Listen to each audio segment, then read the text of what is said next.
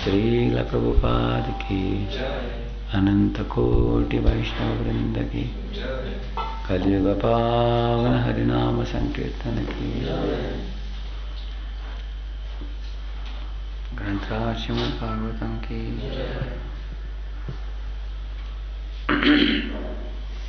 ओम अज्ञानतिमिरन्धस्य ज्ञानाञ्जनशलाकया चक्षुरुन्मीलितं येन तस्मै श्रीगुरवे नमः।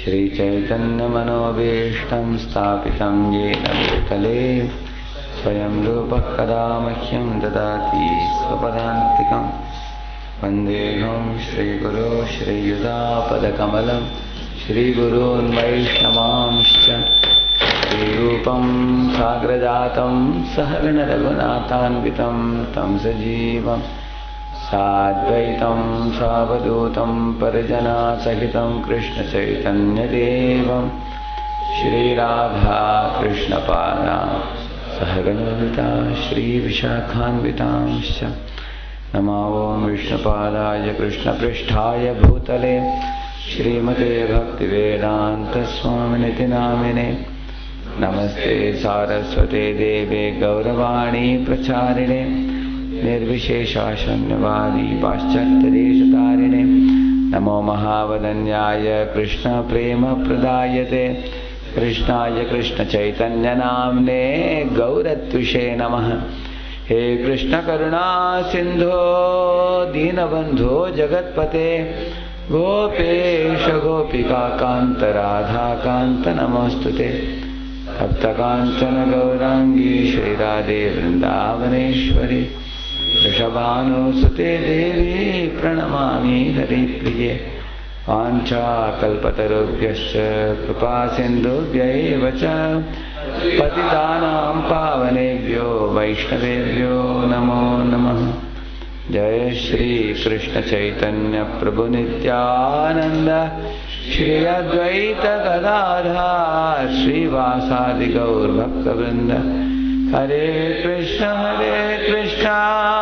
Krishna Krishna Hare Hare Hare Rama Rama Rama Hare Hare. Hare Krishna.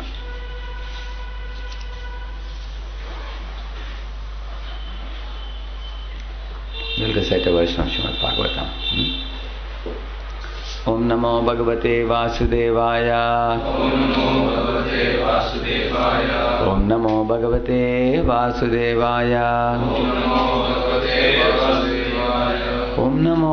Bhagavate Vasudevaya. Narayanam Namaskritam Naram Chaiva Narottamam Devim Saraswatim Vyasam Tato Jayamudiraye Nashtaprayesha Bhadresha Nityam Bhagavata Sevaya Bhagavattama Shloke Bhaktir Bhavati Naishtriki Krishnaya Vasudevaya Devaki Nandanaya Cha Nanda Gopa Kumaraya Govindaya Namo Namo. Can the clock be kept? Clock? One clock. This is 6.3.19. Please all of you repeat. Dharman tu sakshat bhagavat pranitam. Dharman tu sakshat bhagavat pranitam. Na vai vidur rishayo napi devaha. Na siddha mukhya asura manushyaha. Kuto nu vidyadhara charanadayaha. Real religious principles are enacted by the Supreme Personality of Godhead, although fully situated in the mode of goodness. Even the great rishis who occupy the topmost planets cannot ascertain the real religious principles. Nor can the demigods or the leaders of Siddhaloka, to say nothing of the asuras, ordinary human beings, Vidyadharas and Charanas. What he is saying, real religious principles are enacted by the Supreme Lord. And although the other people, like the Siddhas and Asuras, Vidyadharas, Charanas, they may be great personalities, they cannot ascertain real religious principles. So I'll read a section of the purport. Purport by His Divine Grace, A.C. Bhaktivedanta Swami Prabhupada, Srila Prabhupada ki. When challenged by the Vishnudutas to describe the principles of religion, the Yamadutas said, Veda pranihito dharmaha. The religious principles are the principles enacted in the Vedic literature. They did not know, however, that the Vedic literature contains ritualistic ceremonies that are not transcendental, but are meant to keep peace and order among materialistic persons in the material world. Real religious principles are nistraigunya, above the three modes of material nature, are transcendental. The Yamadutas did not know these transcendental religious principles, and therefore, when prevented from arresting Ajamil, they were surprised. And the Prabhupada says, herein it is stated that the real religious principle is that which is given by the Supreme Personality of Godhead. That principle is stated in Bhagavad Gita, Sarvadharman Parityajya Mamekam Sharanam Vraja. That is the real religious principle everyone should follow. Even though one follows Vedic scriptures, one may not know this transcendental principle, for it is not known to everyone, to say nothing of human beings.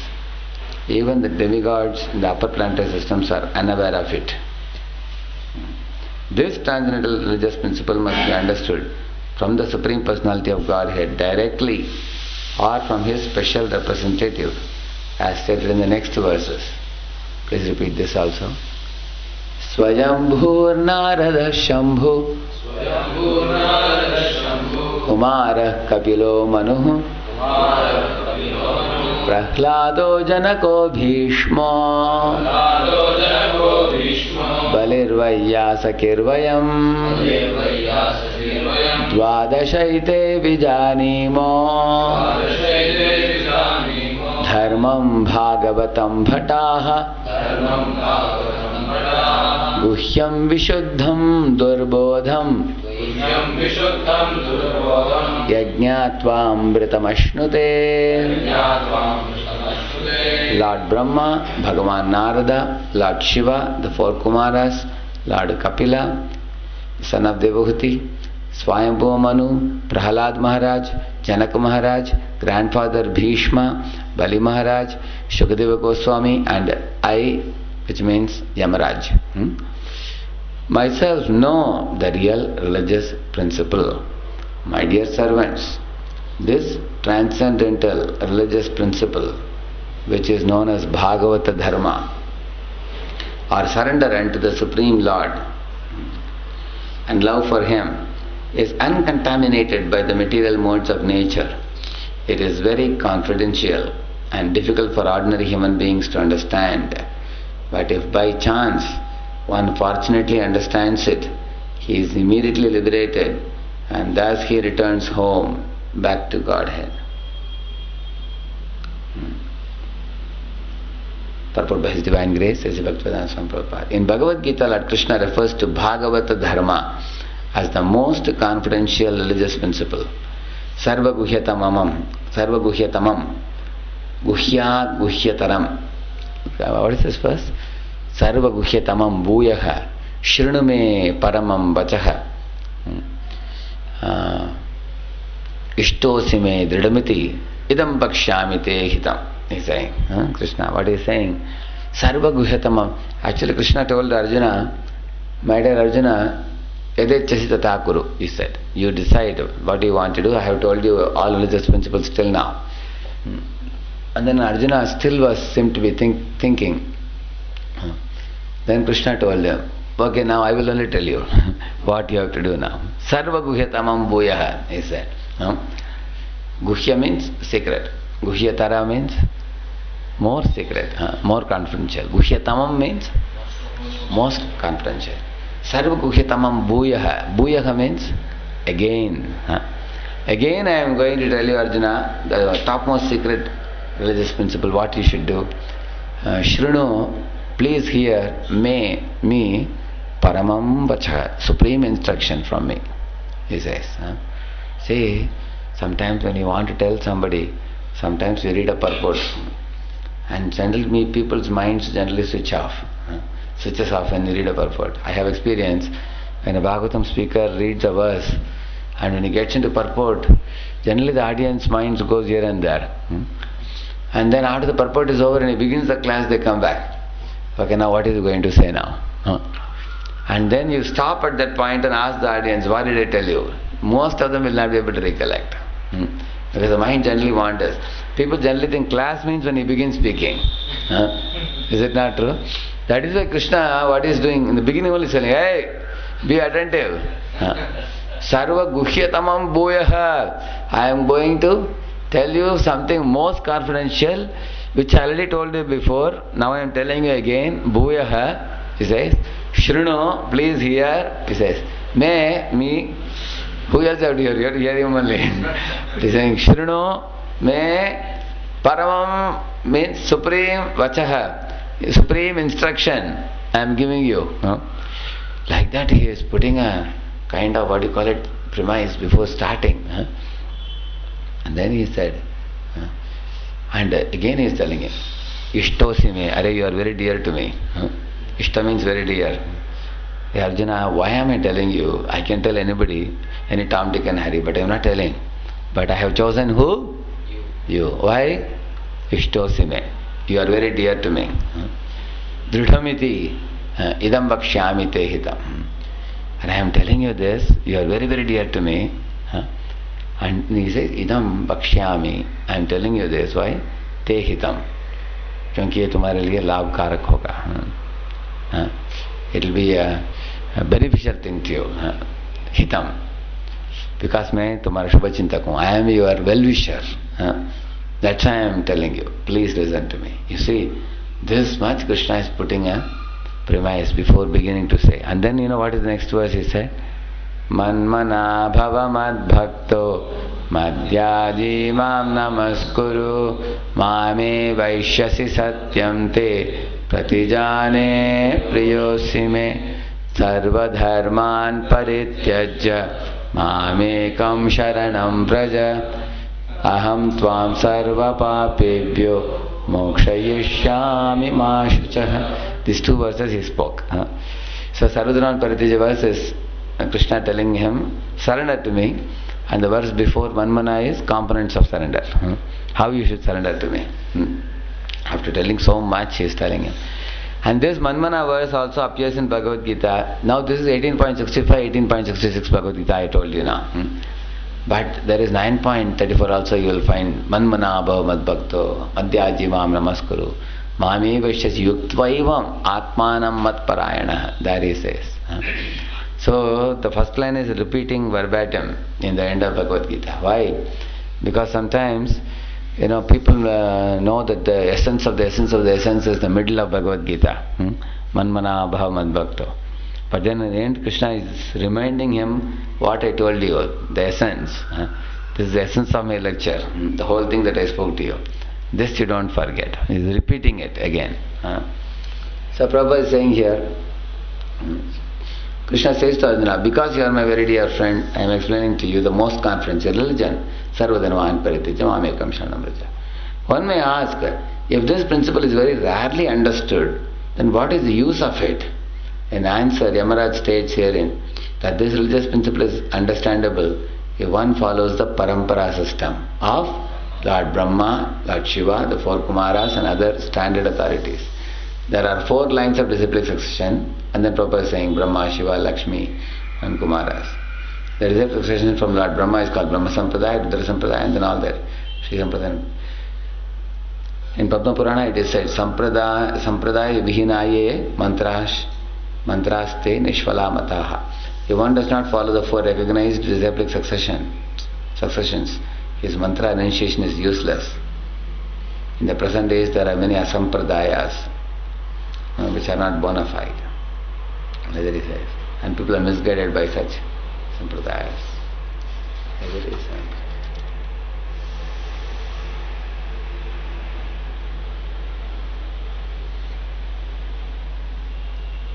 Yeah. So now why did I read these 2 verses? In the last few classes, what has been going on, if you all remember, in the last class I began one new thing, one subject, that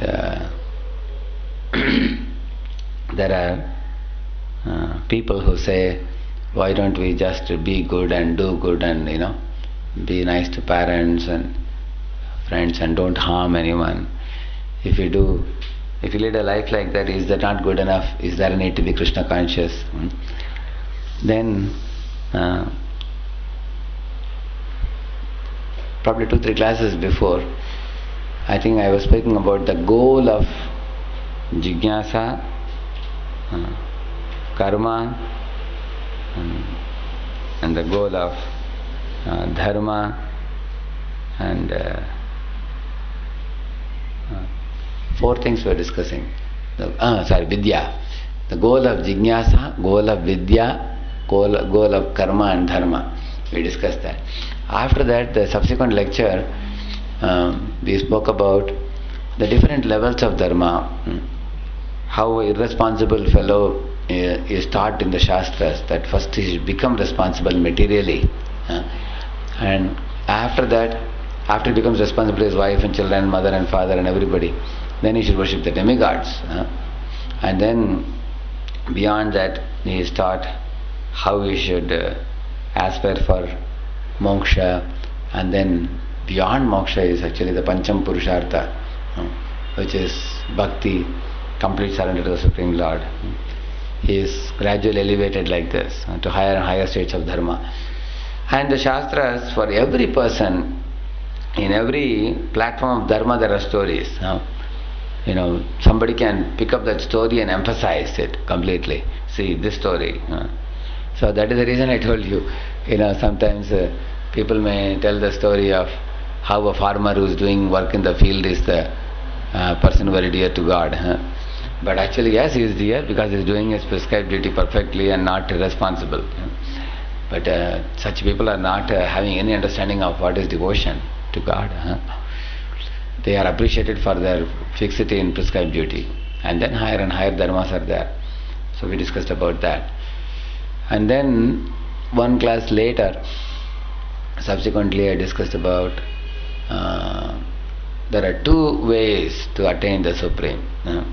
One is Karma Yoga, Jnana Yoga, Ashtanga Yoga, then you come to Bhakti Yoga, which is like a staircase, climbing up staircase. Another one is like a lift. You occupy the lift of Bhakti Yoga, one stroke method, go straight up. That is called Bhagavata Dharma. So I was telling you, Sau Sonar ki, Ek Lohar ki, I was telling, isn't it?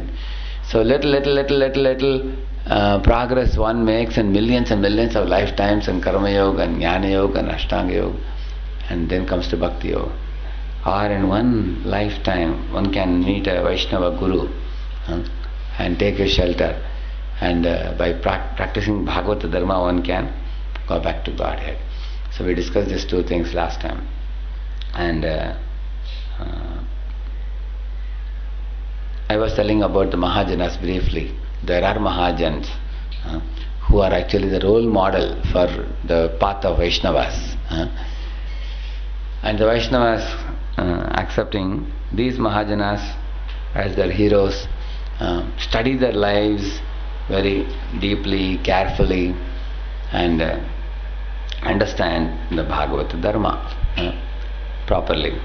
And also they follow the four sampradayas, and then they follow the path of Bhakti Yoga, and very easily they can attain the favor of the Supreme Lord and go back home, back to Godhead. Today I want to again highlight a little more clearly on these aspects which we discussed last two times. So here in this verse 6.3.19, it says, Dharmam tu sakshat bhagavat pranitam. The ultimate dharma is actually given by Krishna himself. He himself gives it, the ultimate truth. Now, why this ultimate truth, Bhagavata Dharma, is not given to everybody? Why everybody not follow it? Or we can conversely ask a question, why not this Bhagavata Dharma be the only Dharma? What is the need of so many other different type of dharmas? This question may come to us. In fact, people may say, this Dharma is so simple. You just chant God's names, keep a murti form of the Lord and worship Him, offer bhoga to Him, and may remember the Lord's pastimes, and keep hearing about the glories of the Lord and spiritual world, and that's all. Such a wonderful path. Why not this Bhagavata Dharma path be given to all, and let everyone perfect their life? Yes, it is true. This Bhagavata Dharma is a very wonderful path, but for this one will have to surrender to a Vaishnava spiritual master without reservation. And one's heart has to be simple. As we say, Vaishnava philosophy is simple for the simple and complex for the complicated minds. That is why the other route is kept. See, the lift is available. If you board the lift and just press the button, if you press the lift button, if you board the lift and just press the button, you will straight away reach whatever floor you have to reach. 100th floor you can reach easily, without much effort. But the problem is, when you board the lift, sometimes people don't know whether the lift is moving or standing. Sound is coming there, little doubtful. So faith is required after you board the lift. And then you find suddenly the door opens, you are in 100th floor. Is it not true? On the other hand, somebody says, no, I will try myself, I will climb up the staircase only. Then one can climb up, Karma Yoga, Jnana Yoga, Ashtanga Yoga, then one can come to Bhakti Yoga by one's endeavors. People can come through that very long route and difficult route.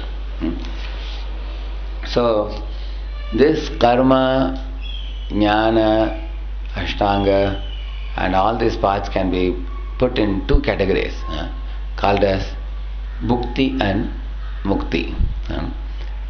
So, bhukti means those who want to enjoy this world. Actually, there are millions of living entities in this world wandering here and there, and their goal is material enjoyment. You can also include the siddhas in this category, siddhi yogis also, because they want to attain siddhis, to walk on water, fly on sky, to show off to the other living beings, like that. So, in this way, bhukti or material enjoyment is the primary goal of a living entity. He wants to become God here, and he cannot become God, he is frustrated, then he wants to become God there. That is mukti. Either become God here or become God there. So, either way they want to become God. Either way they want to enjoy. So, either bhakti or mukti. So, you will find all the lower dharmas like dharma, artha, kama, moksha. The goal is this only, how I can enjoy, how I can become happy. So, the karmis or the materialistic people try to enjoy in this world by performing karma kind sacrifices, we discussed about it, or by doing meditation to get siddhis and all that. Or they are meditating on impersonal Brahman. The desire is what? To merge into Brahman and become one with God. And I can imagine that I am God. And one can think that I am free from all suffering. So, as we were discussing last time, the jnanis actually don't want to serve God, but they want to relax without serving God. At the same time, they want to be free from suffering also. You see, that is why Srila Prabhupada gives this beautiful example. He says a teacher in a class sometimes sees some children are naughty. She sends them outside to kneel down. So some children are good children. They kneel down for some time and then they come back to the class and become obedient children. They are like the devotees. The spiritual world, we were mischievous, we were sent to material world, we were naughty, now we become free from naughty behavior, go back to spiritual world and again serve Krishna. That's ideal behavior, expected from every living entity.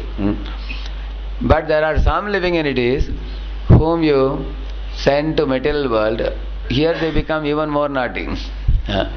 Here, after going outside the class, some child may be taking some mouth organ, is making a lot of noise. Is not when the teacher may be wondering, this fellow is even more mischievous. Sometimes in material world, one glides down further and further down also by doing, like you are given human body not to fiddle with it, but to use it in Krishna's service and come back.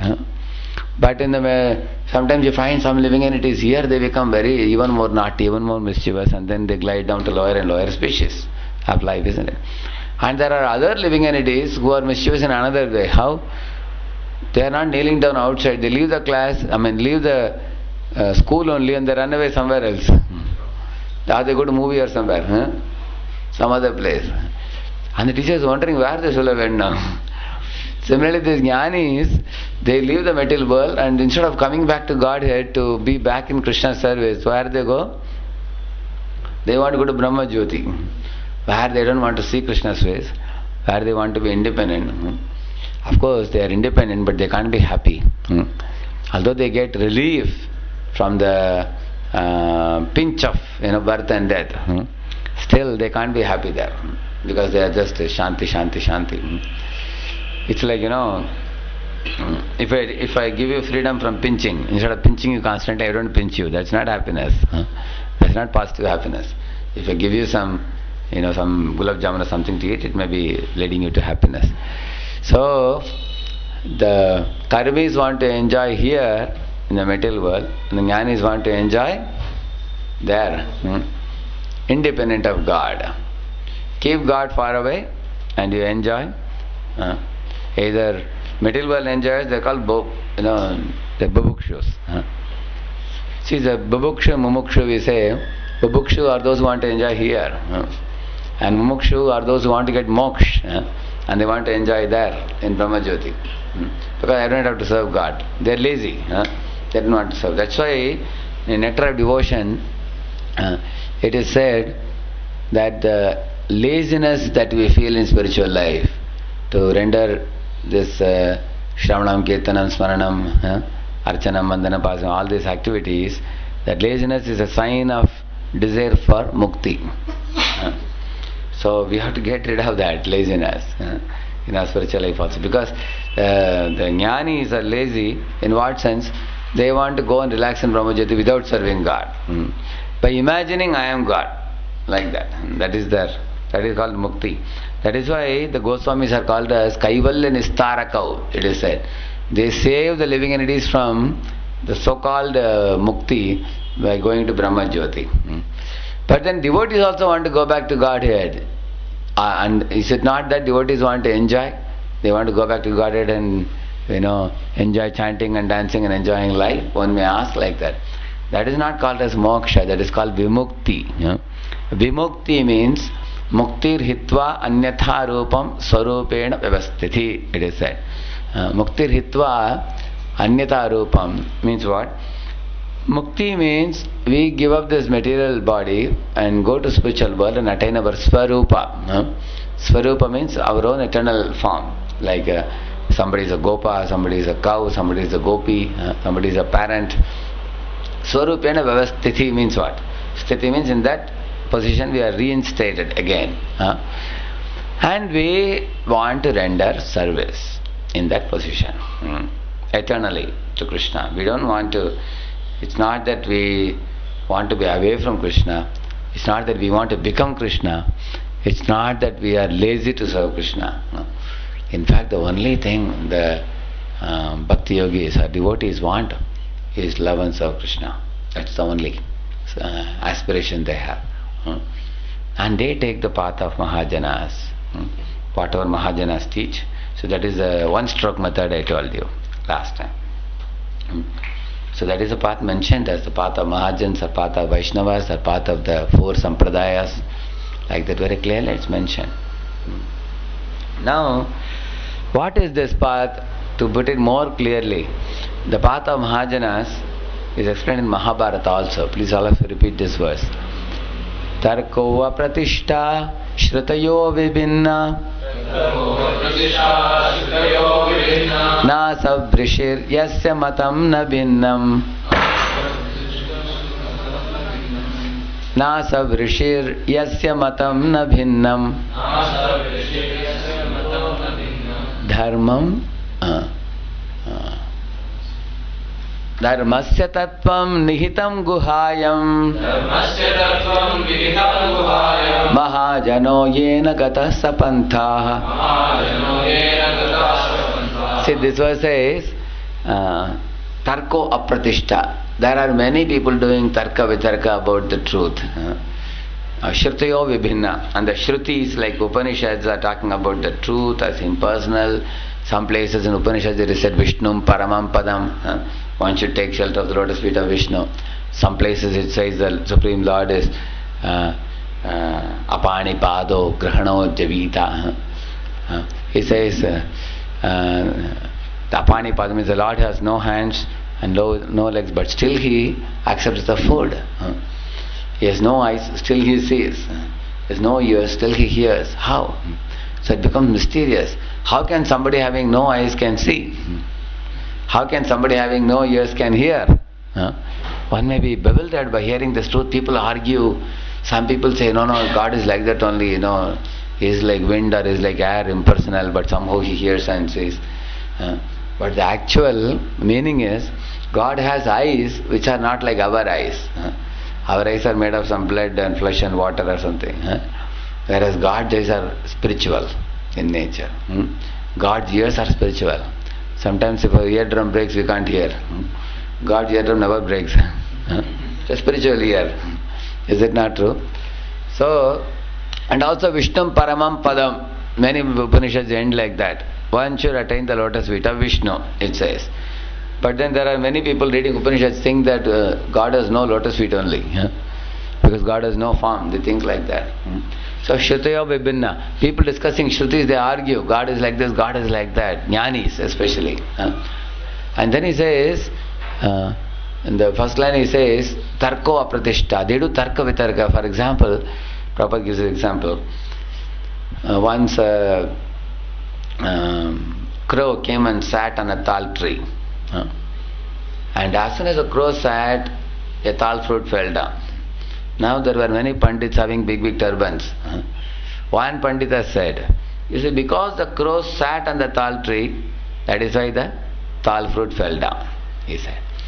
Another fellow said, no, the tal fruit was already very ripe and the wind was blowing. So even before the crow sat, already the wind blew off the tal fruit. So it fell down, he said. So in this way, and then third fellow said, actually, tal fruit fell not by the wind, not by the crow. It has become ripe. So when a fruit becomes ripe, it falls down. But the crow happened to sit at the same time. You see, like the reversal. So and three of them had a head-breaking argument, which was a never-ending argument. Isn't it? In the meantime, one fourth intelligent Pandita who was a devotee, he took the tal fruit and cut it and ate the fruit. And he pushed off from there. He got the fruit, isn't it? Because the three fellows were thinking after our arguments we will eat, and they never made it. They still were arguing all the time. So, similarly, while the people studying the Vedas and Puranas and Upanishads and all these things are arguing back and forth, in Srimad Bhagavatam it is said, Nigama kalpataror galitam phalam shukamugat amritadravasam yutam pibata bhagavatam rasamalayam muhuraho rasika bhuvibhavuka. See, this verse itself is written in a certain chanda, which depicts the mood of the verse also. The mood of the verse it's a very sweet meaning. Srimad Bhagavatam is called Paramahamsa Samhita. It is meant for Paramahamsas. Muhuraho rasika bhuvibhavuka. He says, all the rasika bhaktas come here and drink this nectar of Srimad Bhagavatam, which is Bhagavata dharma. And he says that this is Pibata Bhagavatam Rasamalayam. After writing all the Vedas and Upanishads and Puranas and Veda Anta means what? The end of the Vedas. Veda Vyasa wrote everything. And then Vedanta he thought may be misinterpreted by this kind of Panditas. Amongst them, so they may argue, God is this, God is that, blah blah blah, they may argue. That's why what he did after writing Vedanta, he wrote the Srimad Bhagavatam, which is called as natural commentary to Vedanta. Bhashyam Brahma Sutranam, it is said. It's a Bhashyam for the Vedanta Sutra. So, this is given by the author himself. Say, for example, I write a book, a very complex book, and I fear that people may not understand it. Then I only write a commentary to the book. Now, can there be a better commentary? Because I am writing the book, I am writing commentary also. Like the Vedavyas wrote Vedanta, and he knew that in future some impersonalists will come and misinterpret it. So he wrote Vedanta Sutra. He wrote the Bhagavatam as a notes to the Vedanta, commentary to Vedanta, which is an elaboration of the Vedanta Sutra. Athato Brahma Jignasa, that's a sutra. Elaboration is available in Bhagavatam. Similarly, Raso Vaisaha, God is a bhandar or a repository of all the rasas. And that is explained in the 10th canto of Srimad Bhagavatam, how Krishna is Rasa Vigraha, Rasika Shekhar, and all that is explained. So, the Panditas and so-called jnanis may be arguing about the truth without coming to the conclusion. Foolishly, like you see Bhagavad Gita, many people in India, you ask them, what is the essence of Bhagavad Gita? They say, karmanyeva adhikaraste, they will say, अरे कर्म करो, कर्म करके चुप रहो बस, यही भगवद गीता का सार है. Work like a donkey, go here, go there, work hard and earn money and fill up your pocket, that's all. That is karma, that is Bhagavad Gita essence. Many people say like that. Yeah. One fellow said, the essence of Bhagavad Gita is Ayurveda. He said. Why? Because he said in 17th chapter, Lord is telling, in the Bhagavad Gita, the 3 Gunas chapter, he is talking about 3 types of foods, food in goodness, passion. And not only that, Lord said, even yuktahara viharasya, yukta jesasya karmasu, you see. Not only that, the Lord is telling, how to sit, sayaka, You have to keep your kaya straight, isn't it? And you have to close your eyebrows, semi-closed and semi-open and all that. And how to take the deep breath and how to pranayam. Lord is talking about the health of the body. All through Bhagavad Gita, that is the essence of the whole Gita. He is saying how to keep your body fit. शरीर को तंदुरुस्त रखो बस, यही जीवन का लक्ष्य है बस. And one fellow is saying this. One author has written a book like this. I am not joking. There are people who think the goal of Bhagavad Gita is this only. See, everybody is thinking on their own viewpoint. So, if you read Bhagavad Gita, that is why we have to hear from those who are coming in four sampradayas. You see, Bhagavata Dharma. You see, yeah. That Yamaraj is telling is Yama Kinkaras. You see, because Tarko Apratishta, Shrutaya Vibhinna. Vibhinna means Shruti. People are, arguing and discussing in different ways. And how do we know who is telling the truth? Like one Swami, famous Swami from India has written Karma Yoga, Jnana Yoga, Ashtanga Yoga, Raja Yoga, Bhakti Yoga, all yogas. And you ask him which yoga you have to follow. He says, play football, he's saying. He's saying playing, I would rather play football instead of reading Bhagavad Gita, he's saying. The same Swami says that. So that is his conclusion. Be a nationalist and play football. That's all. You see, that's what happened to him because he created a mess. After reading all the different yogas, what is his conclusion? Play football. That's all. Or modern, other students may say play cricket. Instead of football, they may say. Because if we try to study the scriptures on our own and split our hair, we will never come to conclusion. It's difficult. Like you tell a man, see, you have a disease and I know the medicine. You go into the nearby jungle and get the jadi buti, particular medicine. And then you tell how it looks like, the leaf. Now there are 4 or 5 plants which look the same. Even when Hanuman went to get the Sanjeevani, he could not locate, isn't it? It was withdrawing itself. So he pure pahad ko, the whole mountain he uprooted and he brought it. Is it not true? It's difficult similarly to find out which is the medicine, appropriate medicine. You may commit a mistake.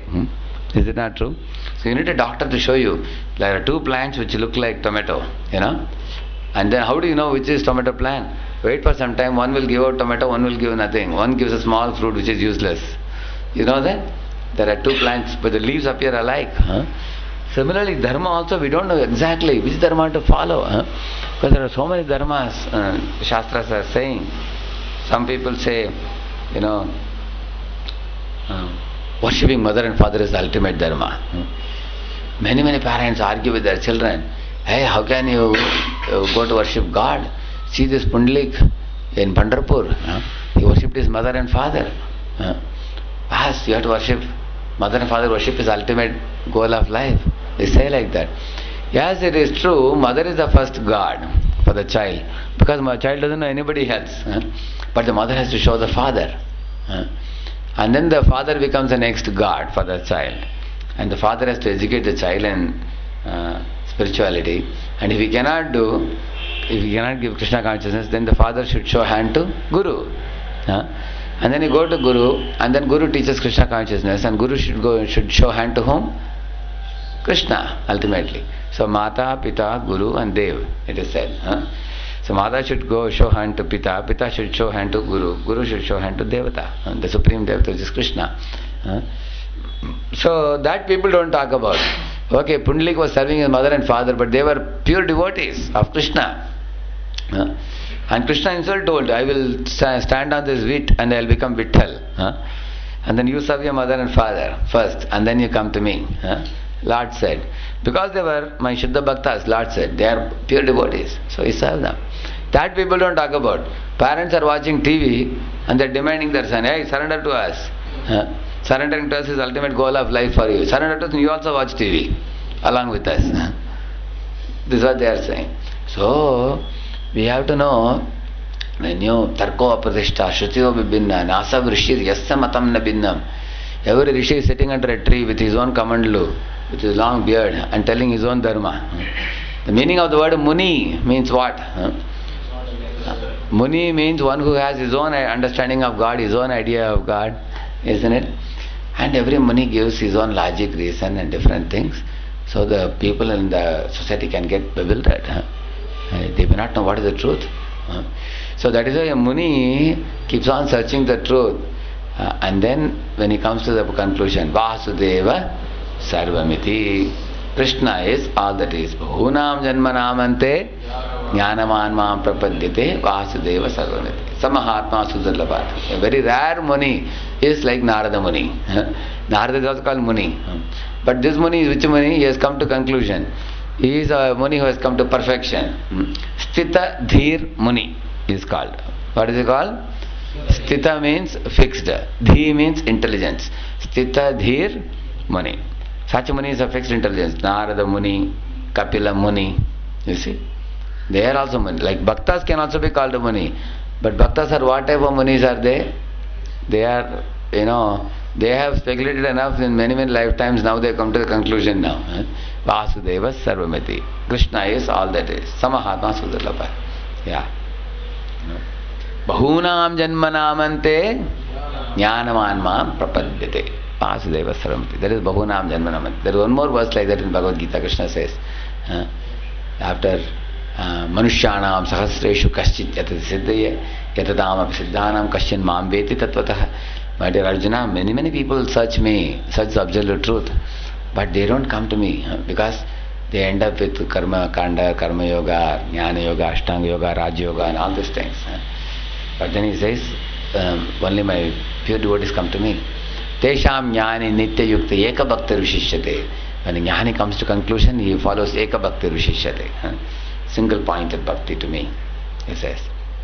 So, in this way, he says, Dharmasya tattvam nihitam guhayam mahajano yena gatah sappanta. If you want to find out the truth, what the Mahabharata was, what it says, Dharmasya tattvam nihitam guhayam. Guhayam means the heart of the devotees. The ultimate Bhagavata Dharma, the pure truth, can be easily understood from the innermost recesses of a pure devotee, it says. And it is also understood by Mahajano Yena Kata Sappanta, by following in the footsteps of the Mahajanas. Like here the list is given here. Swayambhu Narada Shambhu Kumara Kapilo Manu. Srimad Bhagavatam 6th canto 6.3.20. Swayambhu Narada Shambhu Kumara Kapilo Manu Prahlada Janaka Bhishma and all these Mahajanas. You see, from their lives the Dharma can be understood. Now, is Dharma a mystical thing that it is inside the heart of some devotee? And how are you going to do a surgery and find out what is there inside the heart? How to find out, is it a mystical thing? So people would come to Prabhupada and Prabhupada said, Krishna is telling Arjuna, I am standing right in front of you. Look at me and you meditate on me in this form. Man mana. In your mind you think of me in this form. You don't have to, close your eyes and look into your heart. What is inside your heart? I am right here. Look at me. And you just meditate on me in this particular form. That's what Krishna is saying. Or even the yogis who meditate on the heart, what they meditate? Like one young boy came to Prabhupada and said, so Swamiji, should I meditate? And Prabhupada said, yes, meditate on Krishna, he said. And then he said, should I meditate within my own heart? What will you meditate on? And the boy couldn't say exactly. That's what I also don't know. Yeah, if you are ignorant, then what can you meditate on? And then Prabhupada told them, Dhyana avasthita tadgatena manasa pashyantiyam yogino yasyantam na vidusara sargana devaya tasmai namo. You have to meditate on the devaya tasmai namaha. And who is the devata? Sarvasya chaham hridayavishto. I am seated in the heart of every living entity as the Paramatma. You meditate on that super soul form, Vishnu form in your heart, he said. So, in this way, is the truth so complex? Is it mystical? No. It is very simple. It is simple for the simple. That's why in Bhagavad Gita, Krishna, in 2-3 places he says the word Rahasyam or Guhyam. Please repeat these verses. Idam tu te guhyatamam pravakshami anasuyave Jnanam vijnana sahitam yajñātvā mokṣashe shubhāt. So he is saying, my dear Arjuna, idam tute guhyatamam. There also he says, dharmasya tattvam nihitam guhayam. Here he says, idam tute guhyatamam. I am giving you the guhya jnana. Not just guhya. Guhya, guhyatara, guhyatamam. Guhya means knowledge of Brahman, Jyoti. Guhyatara is knowledge of Paramatma. Guhyatamam means knowledge of Bhagavan. Idam tute guhyatamam. Which knowledge is giving now? Knowledge of Bhagavan. And that is giving, isn't it? Idam tute guhyatamam pravakshyami anasuyave. And why am I giving it to you, Arjuna? What is your qualification to hear this Bhagavad Dharma knowledge? You're non-envious. Anasuyave, he says. This is the most difficult qualification for 99% of the living entities. Because they want bhukti or mukti, they don't want bhakti. You see? They will always argue. Like you tell them, hey, chant the holy name. What they will say? They have the slogan in Maharashtra, they say, no? Are pet bare bina bhajan kaise hoye Gopala, they say, no? What is that? Bhuke? Bhuke betna bhajan Gopala, they will say. Adi means first fill the belly and then Vitaba. Yeah. See, isn't it? So these living entities are arguing, if I have to chant God's name, Krishna's name, Vitaba's name, then who will fill up my belly? Krishna is telling, I will fill up your belly. Aham bija pradaya pita. Tumhara belly ko lao idhar, main fill up karunga. You are hungry, no, I will give you food. Krishna is telling. You chant my name and I will give you food. What was Tukaram doing? Was Tukaram not sitting on the hilltop and just chanting the names of Krishna? Did Krishna did not take care of him? You know that sugarcane pastime, isn't it? Tukaram got enough, whatever he wanted. Abundantly he got. And not only Tukaram, even Brigari, when he chanted the Lord's names, he got the food. Now Srila Prabhupada went with 40 rupees to America and he brought crores of rupees back and he brought that 40 also back. He didn't spend it there. Where he got his food? Where do you think brahmacharis like myself and others, we are getting our food? Are we working in some company or anywhere to get our food? Because Krishna is sending us the food. What do you think the dogs and the cats and the birds, are they getting MBBS or engineering or MTech or BTech? And they are showing the certificate to get their daily food? They are getting the daily food because Krishna is sending them. You see? See, this is the truth, but the envious living entities will always argue. You tell them, they will give 101 reasons why they cannot chant. Like, there are people who will say 1 hour they will argue why they cannot chant. In that 1 hour they can complete 8 rounds. That they won't do. Because they are envious. You see? This is the problem. This is one type of category of living entities who will always argue. And there are others who are envious. How? Because as I told you, bhukti and mukti, they both want to become God. Like Indra is telling, my dear Lord, in this world everyone wants to become a leader. Everyone wants to become a master. And in the course of becoming master, and they want to become a bigger master, and then even more bigger master. Similarly, people want to become rich, richer, richest, and they want to become even more. There's no end only for this competition. And then in the course of competing to become basano, when they cannot become master, then what they do? They are in the ground level only, but they claim that I am God. Once Radha Gopinath Prabhu in Bombay was telling me, when he was going in Dadar, suddenly he saw a poster of a big man, and he was claiming to be God, and thousands of people went to meet him. So he saw the poster, appeared to be a very familiar face. And then when he closely looked at it, he said it was the photo of one of his college friends who studied with him. They were in the same class in the college, and he was shocked. And how this fellow became God? So he thought, let me go and meet him. So he personally went and met him, along with all the crowds of people who went to meet him. He went and met him, and that fellow bolted the door, and he was laughing inside the room. And his friend told him, you see, after we finished our studies, I applied for a job, and nowhere I got a good job. People are paying me 2,000 and 3,000. I got fed up, and at last I tried different possibilities. Nothing worked. I got so frustrated. Suddenly one day I put a different Veshabhush and started claiming to be God, and people also started believing me, and I started this God business in a small way. Now I am a very big man now. Now thousands and thousands of people come and give me lakhs of rupees. All I need to do is just give Ashirwad to them like this. I have become Ashirwad Baba, I have become God, and people worship me as God. People wash my feet, they put flowers in my feet, and I become God. बहुत अच्छा धंधा चल रहा अभी. He said, and Radhakumar Prabhu preached to him and chastised him as much as he could to the best of his ability, and came back and he told us in Brahmacharya class. Just see. So the living entities want to become God. When they want to become God, how do you think they will surrender to Krishna? That's why he says, idam tu te guhitamam pravakshami anasuyave, asuya. They are envious to become God. Yeah. And you will find that many people, you go to the schools, colleges, they say, see, don't bring Krishna Rama and all these things. Only teach values to our children. See, asking for learning values without God is like asking for a headless body. Can a body run here and there without head?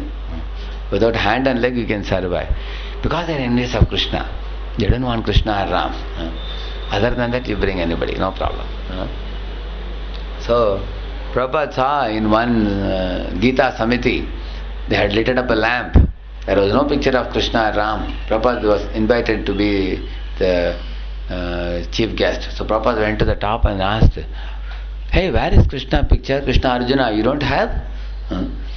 They said, no, Swamiji. And Prabhupada said, even in a political meeting, you naturally keep some, Gandhi, Nehru, Sardar, Vallabhbhai Patel and all that you keep. Is it not true? In the same manner, if you are calling yourself Gita Samiti, who spoke Gita? Lord Krishna, and he spoke it to whom? But those two people are not in the stage. What kind of Gita Samiti are you running? Simply keeping one lamp. They said, Swamiji, we believe in Nirakar. That is your belief. But where is it said in Bhagavad Gita? Is Krishna saying, please remember Nirakar? He is saying, or do Namaskar to Nirakar. Is he saying that? He is saying, think of me. Maya Sakta Manapartha Yogam Yunjan Madashreha. 7.1 Bhagavad Gita. Krishna said, come here Arjuna, I will teach you how you can become attached to me. And Prabhupada spoke maximum number of lectures on this verse. Maya Sakta Manapartha Yogam Yunjan Madashreha. By taking shelter of me, how you can attain my lotus feet, I will teach you. Krishna is telling. But these people are keeping a lamp on the stage. Prabhupada argued very vigorously with these people. You see? So, in this way, this is the meaning of what? Envy for Krishna. But Krishna is telling Arjuna, my dear Arjuna, when I speak about my glories to you, you will not become envious of me. Why? Because Bhakto asime sakha cheti rahasyam hyetaduttamam. That is another verse. What is that verse? What is the beginning of this verse? Bhakto asime sakha evam parampara prapadam evam rajarsya vidu sakale neha mahata yoganashta parantapa sayevaya mayatedya yoga prokta puratana bhakto asime sakha cheti rahasyam hyetaduttamam. 4th chapter of Bhagavad Gita. So here Krishna says, you are my bhakta. Bhakto asi, you are my bhakta.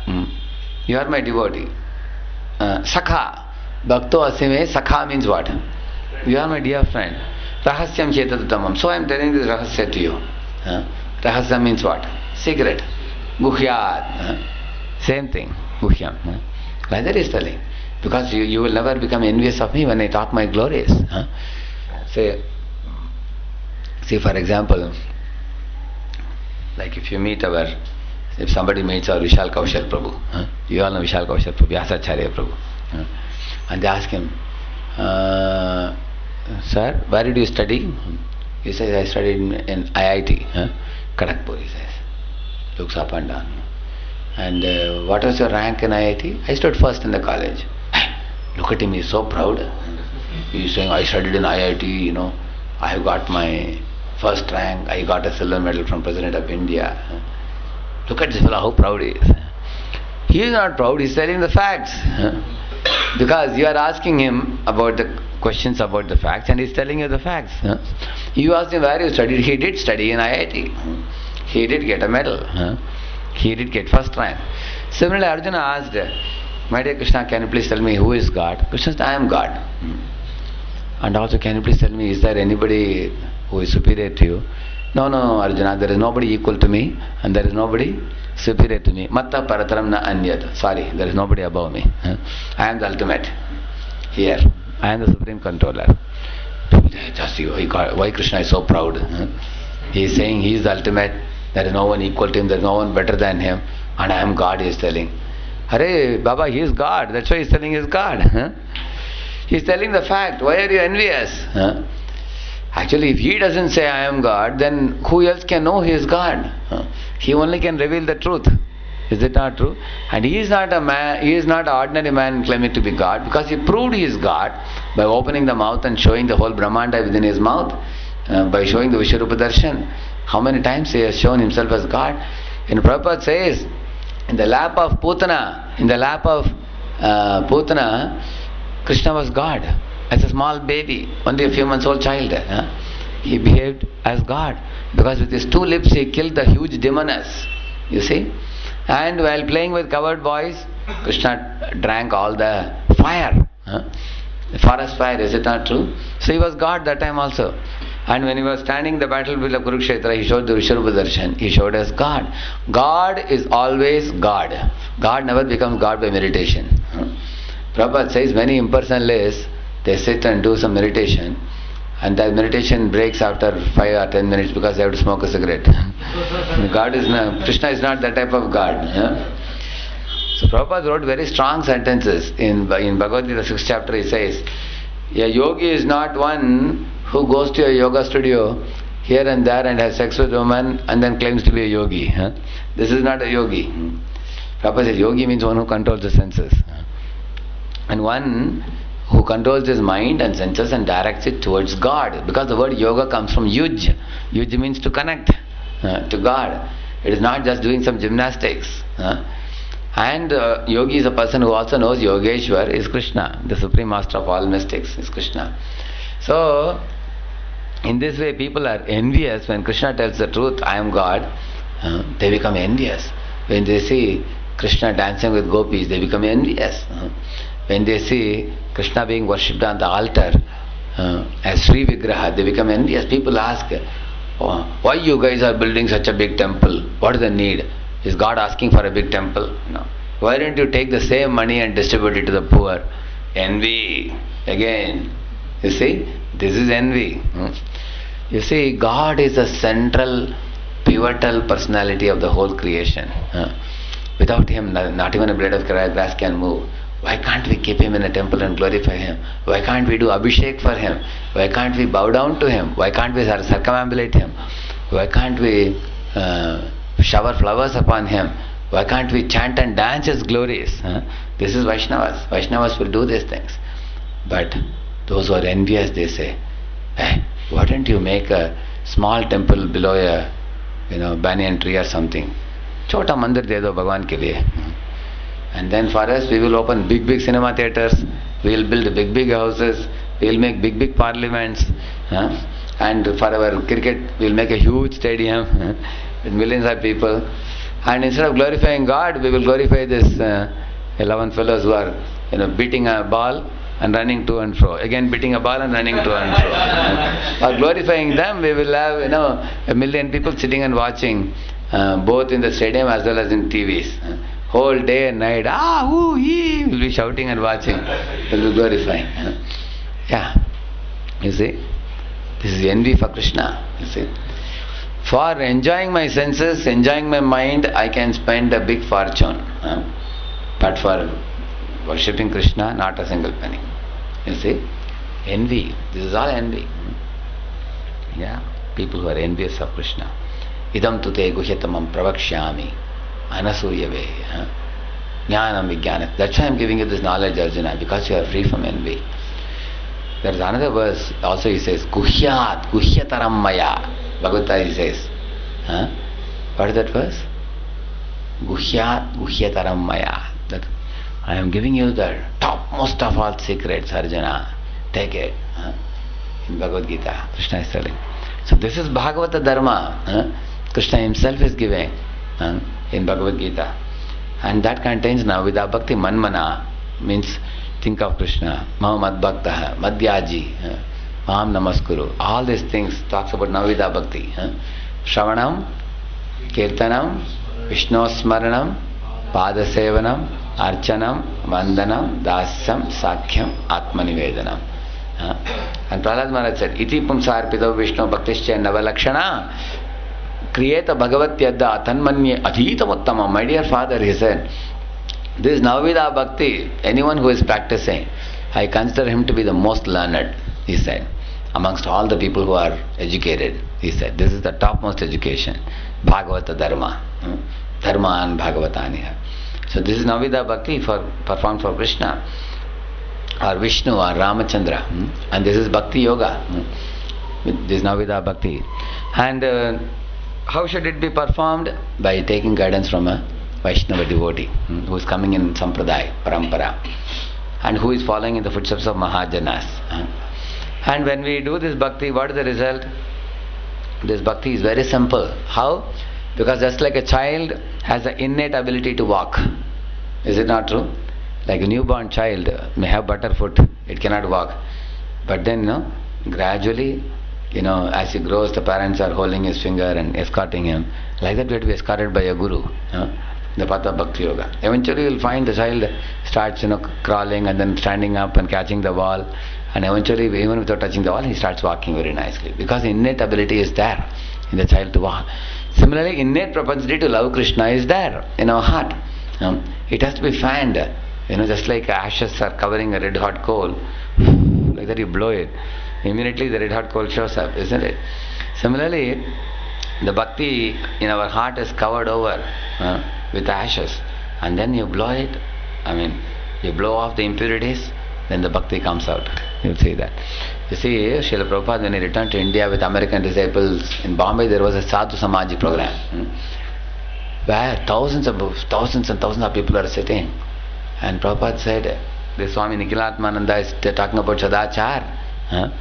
But how can we bring about Sadachar in people? Then he spoke about Jagai and Madai. How Nityananda Prabhu preached to gave them holy name and brought Sadachar. Similarly, Prabhupada said, I went to America following in the footsteps of Nityananda Prabhu on the order of Chaitanya Mahaprabhu, and I gave this holy name. And now you see, these American boys and girls, they have given up, cow flesh eating. They have given up, drinking liquor, smoking cigarette, to an extent that they are not even drinking tea or not even drinking coffee, not even eating cocoa chocolates to such an extent. And Prabhupada said, even many Indians cannot do it. And they are doing to such an extent. And how has such a sadachar come about? By the chanting of the holy name, by taking to this bhakti yoga path. Like the Prabhupada said, because the bhakti is there in the heart of everybody. And then Prabhupada spoke 5 minutes only. And Prabhupada had called all the American boys and girls to stage and told them, chant, And they started taking mridangam and started singing. Hare Krishna, Krishna Krishna, Hare Hare, Hare Rama, Ram Ram, Hare Hare. So they sang and danced. Saraswati, the small girl, was jumping up and down in the front. The whole audience of thousands of people, everybody stood up. And they started raising their arms and dancing very happily, beautifully. And the people completely forgot their external bodies, they forgot their age. There were small children, there were old people, there were young boys, there were young girls, even newspaper reporters, there were policemen, they were taking their lathis and rotating in the top, they were also dancing. Yeah. The next day it came in the newspaper that the Hare Krishnas made such a wonderful program. They said they were playing their cymbals, beating on their mridangams, their tufts moving to and fro. Americans wearing their dhoti and kurta, and women wearing their saris. They waved back and forth on the stage and they sang the Hare Krishna mantra. And their kirtan was so attractive that it made Indians weep in great spiritual ecstasy. Like that it came in the paper. In transcendental ecstasy. Prabhupada said, just see, all these years of Mughal rule and British rule has kept our Indians' bhakti suppressed. And now it is coming out. You can see Indians are literally weeping tears, chanting and dancing. The bhakti for Ram, bhakti for Krishna is very natural for the living entity. When Ramanand Sagar brought this movie in the TV, Ramayana, that was a trick that the television people employed to sell TV in India. Because nobody was buying TV in India, because they were going for hearing Ramayana Katha, Mahabharat Katha. So the customer, the marketing people, they made a survey and they said, we are selling TV but nobody is buying, because everybody is going to temples, sitting and hearing Ramayana, Mahabharata. Temples are flooded with lakhs of people everywhere. Then the TV people came up with the idea, we will request somebody to put up Ramayana in TV. Then they put Ramayana Sagar and then he came up with the movie. They said, you don't have to go out of your homes, see Ramayana in your house. Like that they advertised. Then people started, let us see, ye kaisa dekh lete hain. And then they put on the Ramayana and they saw, my Lord, they were stunned, because the Ramayana came to life when they saw with all the characters and everything, and people became, you can see when that was going on, the railway stations would be empty, marketplace would be empty, bus stand would be empty, roads are completely empty when Ramayana is going on, because people are just glued. After that they came up with Krishna also, Krishna serial. And then that they showed for some years, and gone are those years. After that now all the garbage of the world comes into TV now. So in this way they have cheated the Indians and now made them become attached to the materialistic civilization again, if you see. But the point remains, when Ramayana ended in the TV, people really cried. It came in the newspaper. Whole India is weeping because Ramayana is over. They were saying like that. But Prabhupada taught us this Bhagavatam is a Nityam Bhagavata Sevaya. It is not like a, Bhagavata Saptah or the Ramayana, 1 year is over now. But every day, every moment, one should be studying the Bhagavata Dharma and practicing it. So, in this way, the bhakti is innately there in our heart. It has to be awakened by a Vaishnava Guru. And all the Vaishnava Gurus, they have a similar procedure, you will see. See, Narada is meeting Dhruva Maharaj. What is he giving him? He is giving him a mantra. So, our spiritual master also has given us Hare Krishna mantra. So, Dhruva was given Om Namo Bhagavate Vasudevaya. And he told him, make a murti form, he told him, of Krishna. So, we are also making a murti form, as per the Shastras, Archa Vigraha. And he told him, go to a holy place like Madhuban. Either you go to Vrindavan, Tishtan Braje, or if you cannot go to Vrindavan, and make your place a holy place by making an environment holy by Kirtanam and Shravanam and Kirtanam and all that. And then he told him, you chant this mantra regularly and meditate on the beautiful form of the personality of Godhead. Yeah, and that's what we are also taught. Man manabha mad bhakto madhyaji mam namaskuru. You keep doing it. And what will be the result? Eventually a stage will come when the Lord will give you darshan in your heart, and eventually in front of you. At that time all your material desires will be vanquished. And it happened to Dhruva Maharaj, you see. And then he got the darshan of the Lord. There were tears in his eyes, his hair was standing on end, his lips were quivering, and his body was trembling in spiritual ecstasy, and this kind of ecstatic prema bhakti. So there are 4 stages in bhakti: Vaidhi bhakti, Raganuga bhakti, Bhava bhakti, Prema bhakti. 4 stages. So right now we are practicing Vaidhi bhakti. Vaidhi means Vidhi. According to rules and regulations, 64 regulative principles are given in Nectar of Devotion. According to that, like bowing down before Krishna, circumambulating Krishna, offering worship and all that. And we follow those things, and the result will be then we gradually come to Raganuga bhakti. Raganuga means spontaneous. Right now we are getting up in the morning because there is some attendance or something. And Raganuga bhakti means what? Spontaneously you will get up.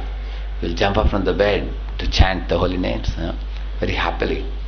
Even after completing 16 rounds you will want to chant even more. Just like in typing, we do A, S, D, F, G, F, semicolon, L, K, J, H, J. Tuk, tuk, tuk, tuk. in the beginning. Sometimes finger goes inside the keyboard also. In the beginning, very, very slowly, tuk, tuk, tuk, tuk, like that we practice. How many of you practiced keyboard typing? Yeah. Then we go to lower. Lower means 35 words per minute, isn't it? Higher means 70 words per minute. So you can type 70 words per minute. In 1 minute you can type 70 words, each having 5 letters. Can you imagine? So you just see a matter written there and you can type. High speed means 120 words per minute. Like that you can type. And people wonder how this fellow is moving his fingers here and there. Because it has become spontaneous to you now. Raganuga is like that. Raganuga means very natural. Bhakti becomes very natural. One is spirited, one is dynamic, and one doesn't have to be pushed by anybody. There is no lethargy arising from tamoguna. There is no passion for enjoying the senses and sense objects in this world, you see. But all one's energies are directed towards Krishna completely. That is Raganuga, spontaneous devotion service. And then Bhav and Prem are even higher stages. And Narada Muni gave Dhruva Maharaj. In the same manner, you will find Kapila is teaching Madhu Devahuti also Bhagavata Dharma. You will hear. And Narada Muni taught Prahlad Maharaj in Bhagavata Dharma also. And Ambarish Maharaj, Yudhishthir Maharaj, Parikshit Maharaj, and all this, Queen Kunti, they are all practicing Bhagavata Dharma. Within the page of Bhagavatam we will read that. So, and this is all originally practiced and taught and exemplified by the Mahajans. That's why he says, Dharmasya tattvam nihitam guhayam mahajano yena gata sapanta. He says, Panta means path. Mahajano yena gata sapanta. Gata means they have gone through this path. Bhagavata Dharma in the past. So we have to follow, tracing their footsteps. Walk in their footsteps. How Prahlad practiced Bhakti Yoga. How Bali practiced Bhakti Yoga. We have to understand from them and we have to follow in their footsteps. And although the Mahajanas are there in the page of Bhagavatam, still we may not know. But we can know from our Parampara Acharyas. How Srila Prabhupada. Srila Prabhupada is the exponent of Bhagavata Dharma in the modern times. He's called as the Jet Age Narada Muni. Because there is a prediction in the Bhavishya Puran that Bhakti Mata, she will leave India and go to the West. While the Jnana and Vairagya, two children of hers, they will become very skinny and bony. They will be lying in India. Which means India will become divided of Vairagya and Jnana. When Bhakti Mata leaves India and goes abroad. But then she will again return back to India. And when she comes back to India, then Bhakti will nourish the Jnana and Vairagya of the Indians. And then India will become a spiritual capital for the whole world. And Bhakti will spread all over the world after that in a big way. Like that there is a prediction, prophecy given in the Bhavishya Puran. And who made this Bhavishya prophecy true? Taking Bhakti Mata out of India? Srila Prabhupada. See? He took the Bhagavata Dharma. And this Bhagavata Dharma, although it is Guhya and Rahasya and all it is said, and if one surrenders, like you see Krishna says, Tadvidhi Pranipatena Pariprashnena Seva. Three things he says, Pranipat, Pariprashna, Seva. Pranipat means without any reservation one should surrender to a Vaishnava Guru. Completely. With inner submissiveness. And with no false ego. And Pariprashnena means, and one should inquire about Krishna submissively. Then he says, Sevaya. One should render devotional service. He says. Now, you find opposite of this Pranipat is stubborn obstinacy. Stubborn obstinacy means, adamantly sticking to one's own conceptions of God and not willing to hear from a Vaishnava Guru. You see, there are many leaders in India, big so-called leaders. They declare knowledge about God by their own understanding. Damba mana madanvitaha, Krishna says in 16th chapter. See, they concoct about God something which they keep on propagating as if they know it. You see, stubborn obstinacy. So opposite of stubborn obstinacy is pranipat, completely surrender without reservation. And secondly, pariprashnena. Pariprashnena means what? Inquiring about the absolute truth. Inquiring about Krishna from a guru. And those who don't inquire, why they don't inquire? That is called ignorance of ignorance. They are ignorant of their ignorance. So they don't inquire. They think we are already knowledgeable. See, in this world, if you tell anybody, sir, you have a very thin body, I think you have to put up weight, they will agree. Sir, you are very smart, but you haven't earned enough money. If you go to Gulf, you will make a big money and come, and he will agree also for that. But you tell a person, sir, you are not very intelligent, will you agree? Who said that? Get angry.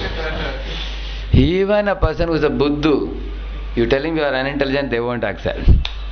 Everybody thinks in this world, they think they know. That is the problem. Everybody thinks I know. Nobody admits I don't know. That's why you will find Sanatana Goswami surrendered to Chaitanya Mahaprabhu saying that I don't know who I am. I have no knowledge. Please give me knowledge. See, the moment you surrender like that, then you can get wisdom. You see? So one devotee was telling, Prabhupada defeated impersonalism and Buddhism. But more difficult than these two nowadays we are finding in modern times is Buddhism. To defeat Buddhism. So, ignorance of ignorance. You see? Then we can do pariprashnana. Actually, sometimes in the train you find, sir, here is Bhagavad Gita, I want to tell you something. Hai hamare paas, malum humko Bhagavad Gita, I know about Bhagavad Gita. If you want, I will tell you, he says. Everybody thinks they know, that is the problem. And then sevaya means what? Rendering service. Yeah. Opposite of this is empiric speculation. Empirical speculation means always speculating this and that without rendering service, because service will purify and it will put a full stop to our speculation by giving us realization of Krishna fully when we do seva. But when you don't do seva, we keep on empirically speculating without coming to any conclusion. Go round and round and round, like a dog trying to catch his own tail. He goes round and round, he can never catch it. That is empiric speculation, you see. So, this is Bhagavad Dharma. So, in this semester, this is the concluding lecture, Skype lecture. And the next lecture, next semester, we will continue more about the Mahajanas, who are the ones who are practitioners of Bhagavata Dharma. Well done. Thank you very much. Hare Krishna. Any questions? Sometimes they ask question on phone. Anybody?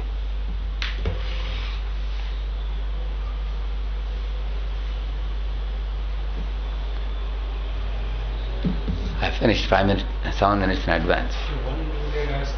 Yeah. I can see it, yeah. How to motivate our mind for book reading habit. Actually, reading Srila Prabhupada's books is very important.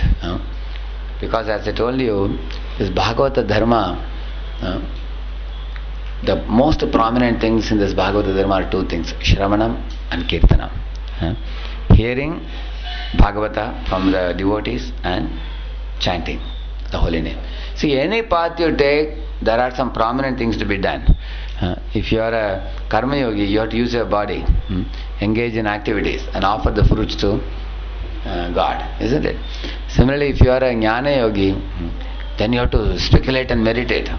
That becomes very important. Vimarshan you have to do, analysis, evaluation. Go to Himalayas and control the mind and try to speculate with the mind. Similarly, Bhakti Yoga means what? This is very important. Shravanam Kirtanam and Seva. This is very important. So, we have to tell ourselves that if I want to go back to Krishna, go back to spiritual world, and the bridge or the route by which I can attain the spiritual world, the means and the end are the same. Here you do Shravanam Kirtanam. After going there, you do Shravanam Kirtanam. And if somebody's mind is not liking book reading, for example, then how will I be able to go there? Because there, constantly, you are hearing Krishna's glories there. And you are watching Krishna, serving in Krishna's kingdom. So, if our mind is not finding the book reading tasty, there are many ways by which we can bring about that taste. One is to read in a group of devotees. Like 8 or 10 devotees sit in a circle. That's what we are doing now in Voices. Take the same book, read a paragraph, And then briefly the devotee explains. 25% time we explain, 75% time we read here. And also reading can be made very interesting. How? Like you read a paragraph, you can underline some portions, you can give a heading, and you can pull out the examples from the paragraph or the story given there and write down in a separate notebook, and then you can remember it and you can recollect it and repeat it to somebody else, isn't it? And by giving it to others, then the knowledge becomes relishable and it becomes imprinted in our mind also. And book reading habit cannot be continued if you are reading alone and if you have too many things to do in life. Oftentimes that goes to the last priority. That's why some of our devotees in Pune, like Balagovind Prabhu and Lalit Madhav Prabhu, sometimes Premanam Prabhu and Keshan Prabhu or Kanatakur Prabhu, like the people form groups and they say on this particular day, this particular time we are meeting for 1 hour reading or 2 hour reading or whatever. Then we are able to read like that. You have to cultivate this good habit. Once cultivated, it may go on and on for a long time. Just like every day you brush your teeth, every day you take a bath, every day you take breakfast. Like that you read every day also. Yes, any other questions? Over? I have ended in time. Srila Prabhupada ki, Gaur Bhakta Vrinda ki, Grantraj Srimad Bhagavatam ki. Thank you very much. Hare Krishna. That question came from that. That came from that question. Unknown person. Yes, sir. Not unknown.